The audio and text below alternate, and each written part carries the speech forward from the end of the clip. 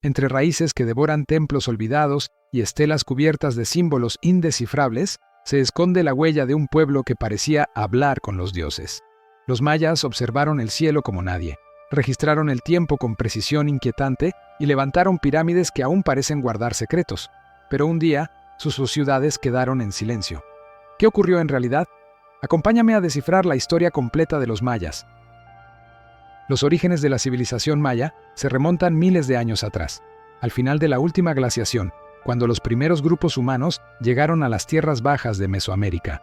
Restos hallados en cuevas de la península de Yucatán, como Loltún y Tulum, muestran que hacia el 10.000 a.C. ya había presencia humana en la región. Estos primeros pobladores eran cazadores y recolectores que sobrevivían con animales como el venado y el pécari, así como con raíces y frutos silvestres. Durante milenios, estas comunidades fueron adaptándose a un entorno complejo: selvas densas, ríos subterráneos y suelos que, aunque pobres, podían cultivarse mediante técnicas ingeniosas. Hacia el 2000 a.C., los mayas comenzaron a domesticar plantas como el maíz, el frijol, la calabaza y el chile, lo que marcó un antes y un después. La agricultura les permitió pasar de la vida nómada a establecer aldeas permanentes, con viviendas de bajareque y techos de palma, organizadas alrededor de pequeñas plazas. El maíz no fue solo alimento, se convirtió en el centro de su identidad cultural y religiosa. Según sus mitos de creación, los primeros hombres fueron formados a partir de masa de maíz, lo que refleja la estrecha relación entre subsistencia y cosmovisión. Con el tiempo, estas aldeas se transformaron en comunidades más complejas. En la región de Petén, en Guatemala, surgió Nacbé, una de las primeras ciudades mayas conocidas, con calzadas, pirámides y plazas monumentales ya hacia el 800 a.C. En Tabasco, en Aguada Fénix, excavaciones recientes han revelado una plataforma ceremonial gigantesca de más de 1.400 metros de largo, datada alrededor del 1000 a.C.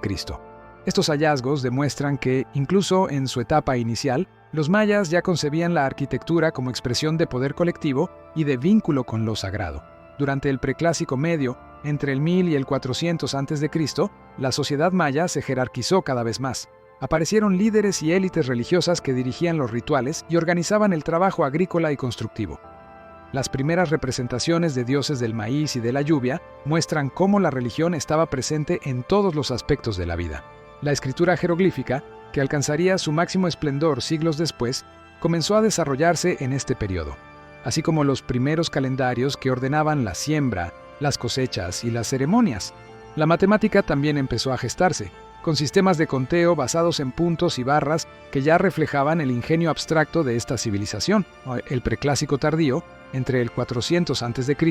y el 250 después de Cristo, fue testigo de la consolidación de grandes centros urbanos como El Mirador, en Guatemala, donde se construyeron pirámides gigantescas, calzadas y complejos ceremoniales que rivalizan en tamaño con los del período clásico. En estas ciudades, la vida cotidiana combinaba el trabajo agrícola con los rituales religiosos, el comercio de jade, obsidiana y cacao, y la creciente especialización de artesanos, escribas y sacerdotes. Así, lo que comenzó como pequeños grupos de agricultores y cazadores se transformó en una de las civilizaciones más sofisticadas del mundo antiguo. Desde el maíz hasta los templos, desde las aldeas hasta las primeras urbes monumentales, el Preclásico fue la cuna de la cultura maya, donde se forjaron las bases de su religión, su arte, su escritura y su organización social. El Esplendor, período clásico, 250 a 900 después de Cristo. Con el amanecer del siglo III, la civilización maya alcanzó su máximo esplendor durante el período clásico. En las exuberantes tierras bajas de Guatemala, Belice, Honduras y el sur de México, emergieron metrópolis como Tikal, Palenque, Copán, Oaxactún y Calakmul, donde el poder político, religioso y cultural se fundía en cada escultura, en cada pirámide, en cada ritual. Los gobernantes, conocidos como Halach-Uinic o Ahau, eran considerados descendientes de los dioses y sumos sacerdotes a la vez, lo que les confería una autoridad sagrada y absoluta. Estas ciudades no solo eran centros ceremoniales, también concentraban la vida diaria de miles. En torno a los palacios de los nobles, los artesanos trabajaban la cerámica, desde cuencos utilitarios hasta vasos policromados de lujo, decorados con escenas mitológicas, mientras que los escribas tallaban jeroglíficos en estelas que narraban linajes, victorias y alianzas. La cerámica policromada, además de funcional, era símbolo de estatus y prestigio. Las ciudades mayas crecieron impulsadas por una economía diversificada. Pero el comercio, tanto local como de larga distancia, era igualmente vital. Ciudades como Kaminaljuyu, Kumarkash o El Tazumal controlaban rutas clave y recursos como obsidiana y sal. En Tabasco, los mayas mantuvieron redes fluviales muy activas en este periodo. En el Clásico temprano, ciudades como Chichén Itzá establecieron conexiones comerciales con regiones lejanas, importando objetos como discos de oro de Colombia y Panamá o turquesa del norte. Pero no todos los comerciantes formaban parte de la élite. Si bien la venta de prestigio era un monopolio de los nobles, muchos comerciantes pertenecían a una clase media que facilitaba el intercambio regional. Se sabe también que en ciudades como Chunchugmil ya existían mercados prósperos, con puestos fijos identificables por altos niveles de fósforo en el suelo. Las ciudades mayas eran urbanamente únicas. No seguían un patrón como el hipodámico, como en Teotihuacán, sino que se dispersaban alrededor de plazas ceremoniales, calzadas, sacbeob e instalaciones administrativas. Los palacios, templos y mercados se alineaban alrededor del poder religioso y político, y su ubicación estratégica facilitaba el control del comercio y de las redes regionales. La religión permeaba cada acto. Los templos y observatorios servían para rituales, ceremonias de sangre, sacrificios y observación del cielo, una actividad vital para la planificación agrícola y la legitimación del poder. Los sacerdotes calculaban eclipses, ciclos lunares y los movimientos planetarios usando el calendario de cuenta larga, alcanzando precisión asombrosa en astronomía. La política se tejía alrededor de alianzas y guerras entre ciudades-estado.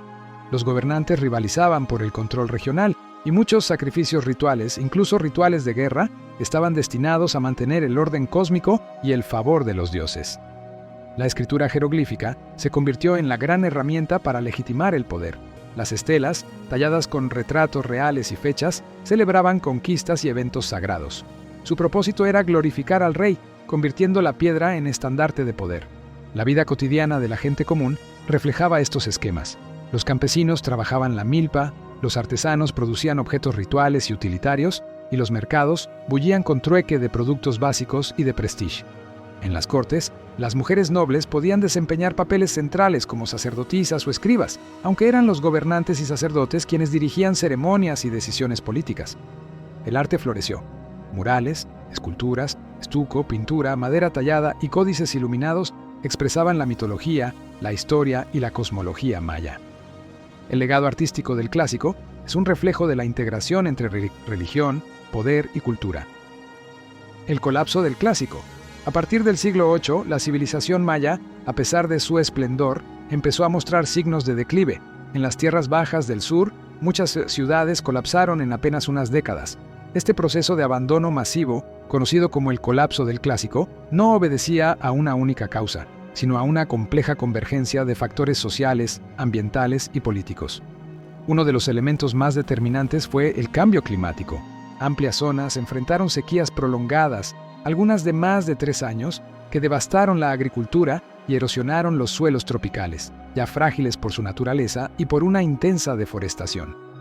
Las ciudades dependían del maíz, y la falta de lluvias provocó hambre, estrés social e inestabilidad política. Estudios recientes muestran que entre los años 870 y 1100 después de Cristo ocurrieron al menos 8 sequías severas, siendo una de las más extensas de 13 años, lo que coincidió con el abandono de sitios como Uxmal.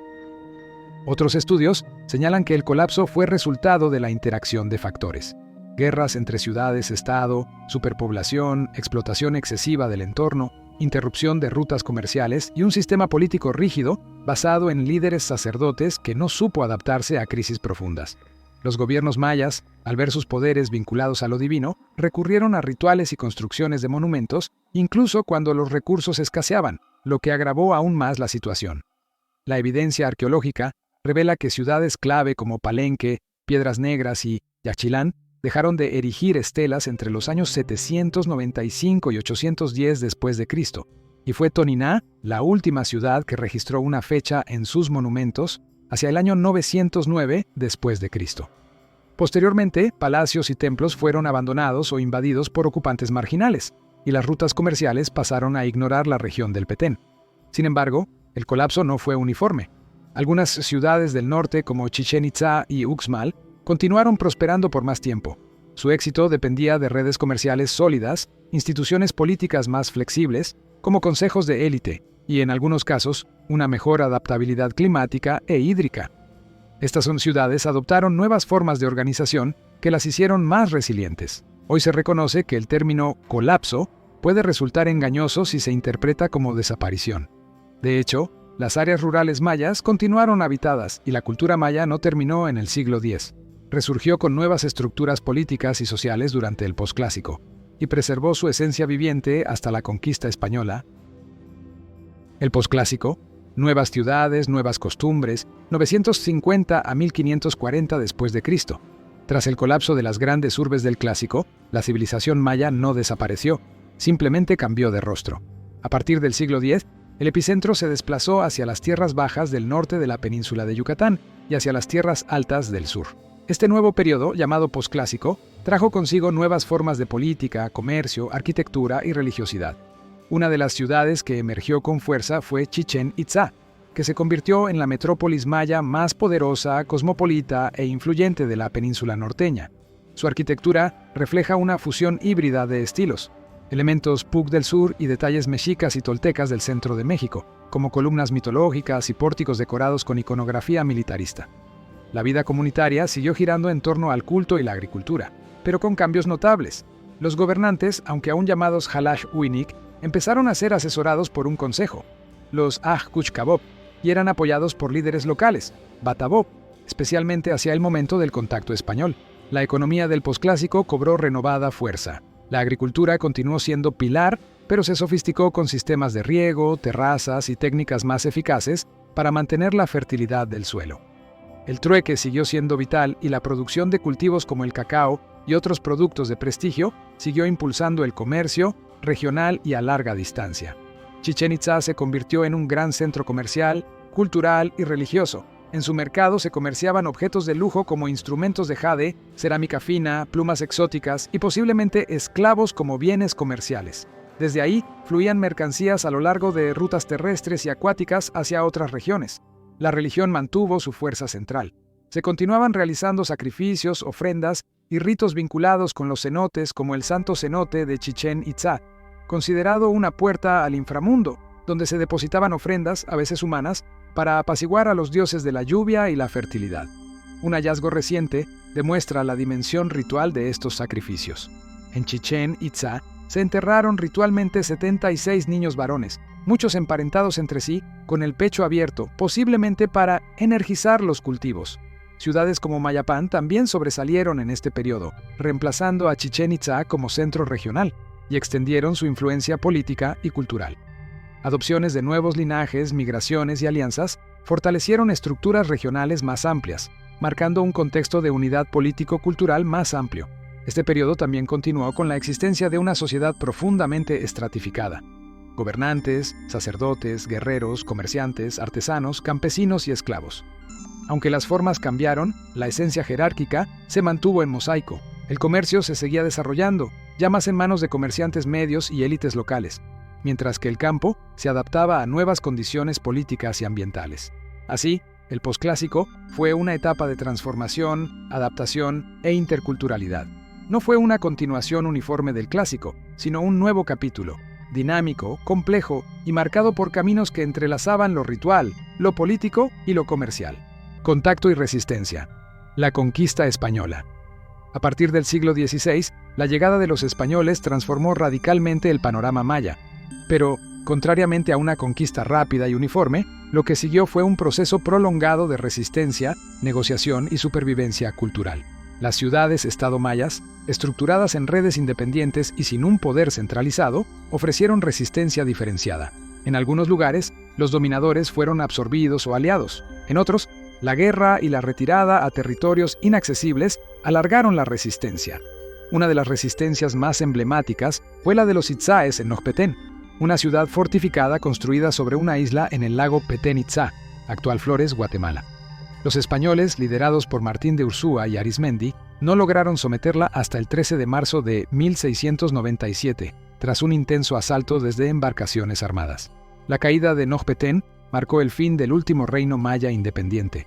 Algunos gobernantes huyeron al bosque y otros fueron capturados. Se impuso una guarnición española, se instauró una estructura colonial y se impuso la religión cristiana. Así, el último símbolo político maya fue domesticado, pero no desapareció. Pero antes de esta caída decisiva, hubo otros bastiones notables de resistencia. En las remotas tierras bajas de Chiapas, los lacandones choltíes crearon su propio refugio maya, Zacbalán, la tierra del jaguar blanco. Fundada después de la caída de su capital ancestral, Lacamtún, en 1586, esta ciudad resistió los intentos españoles durante más de un siglo. Permaneció inaccesible y protegida por la jungla, hasta que en 1695 frailes españoles, guiados por aliados indígenas y documentos coloniales antiguos, la encontraron pacíficamente. Al poco tiempo, fue sometida, renombrada como Nuestra Señora de los Dolores y abandonada en torno a 1721. Zacbalán no era una ciudad monumental. Sus estructuras modestas, plazas, viviendas adaptadas, materiales cerámicos, herramientas de obsidiana y restos de una pequeña iglesia muestran una comunidad que optó por el aislamiento para preservar prácticas ceremoniales, cultivo de maíz y autonomía. Este hallazgo es un testimonio poderoso de la dignidad de los mayas que eligieron huir antes que doblegarse. En definitiva, la conquista maya no fue una rápida imposición, sino un proceso fragmentado, donde la resistencia se expresó en guerrillas, desplazamientos selváticos y refugios divinos en la selva. Los mayas hoy y los nuevos descubrimientos. La historia maya no concluyó con la conquista. Su cultura persiste hoy en día con fuerza en millones de hombres y mujeres que habitan el sur de México, Guatemala, Belice, Honduras y El Salvador. Estos pueblos conservan su lengua, su cosmovisión y sus costumbres, como el cultivo de la milpa, los rituales comunitarios y ceremoniales profundamente arraigados. Nuevas generaciones de mayas no se consideran parte de un pasado exótico, sino guardianes activos de saberes ancestrales. Como señala la escritora Katia Rejón, hablar de las comunidades mayas es reconocer su sabiduría ecológica y su capacidad de resistir desde lo cotidiano, sin pedir ser rescatadas por nadie. La arqueología contemporánea también está revelando las dimensiones de su pasado oculto. Gracias a la tecnología LIDAR, un escaneo láser aéreo que penetra la vegetación, se han identificado ciudades completas bajo la selva. Un hallazgo notable es Valeriana, una vasta urbe maya descubierta en Campeche tras el análisis de datos de 2013 originalmente recopilados para monitoreo forestal. Valeriana ocupa alrededor de 16,6 kilómetros cuadrados y contiene más de 6.600 estructuras, entre plazas, templos piramidales, calzadas, canchas de juego de pelota y sistemas de gestión del agua. Se estima que albergó entre 30.000 y 50.000 personas entre los años 750 y 850 después de Cristo. Este descubrimiento desafía la idea de que la selva maya estaba escasamente poblada o fragmentada. Valeriana, con una densidad arquitectónica comparable a Calakmul, demuestra que existieron grandes centros urbanos interconectados y organizados, no aislados aldeas. Además, se han identificado zonas rurales, agrícolas y residenciales que interactuaban con la ciudad, lo que muestra un paisaje altamente estructurado. Estos hallazgos están redefiniendo la arqueología maya y subrayando la relevancia de tecnologías innovadoras para desenterrar pasados invisibles. Además de Valeriana, otro descubrimiento clave es Ocomtún, también en Campeche. Fue identificado en 2023 mediante LIDAR y corresponde a un centro regional maya del periodo clásico, con estructuras piramidales de hasta 15 metros de altura, ubicado en la biosfera de Balamcú. Este sitio refuerza la idea de una ocupación mayor y más compleja de lo que se sabía. Hoy, comunidades maya contemporáneas buscan fortalecer sus voces y conocimientos tradicionales en contextos modernos. En Guatemala, varias universidades mayas están formalizando saberes indígenas transmitidos oralmente, ofreciendo licenciaturas que incorporan su lengua, cosmovisión y metodologías ancestrales, a pesar de enfrentar retos de reconocimiento institucional y discriminación estructural. En suma, el presente maya no es un eco del pasado, sino un puente vivo entre un legado ancestral y una sociedad que sigue construyéndolo. Las ciudades redescubiertas nos hablan de su grandeza perdida. Las universidades y los pueblos mayas nos invitan a reconocerlos como actores plenos del presente. La historia continúa, vibrante y en transformación. La historia de los mayas no quedó enterrada. Vive en sus idiomas, en sus ritmos, en su ingenio que hasta hoy asombra. Si este viaje a través del tiempo te despertó asombro, dale like, comparte con otros curiosos y suscríbete a Los Caprichos de la Historia. Comenta cuál de estos misterios te impactó más, los supercaminos secretos, el cero o su escritura monumental. Y si quieres que exploremos otra civilización tan fascinante como esta, Dímelo en los comentarios. Tu curiosidad es el mejor motor para seguir descubriendo.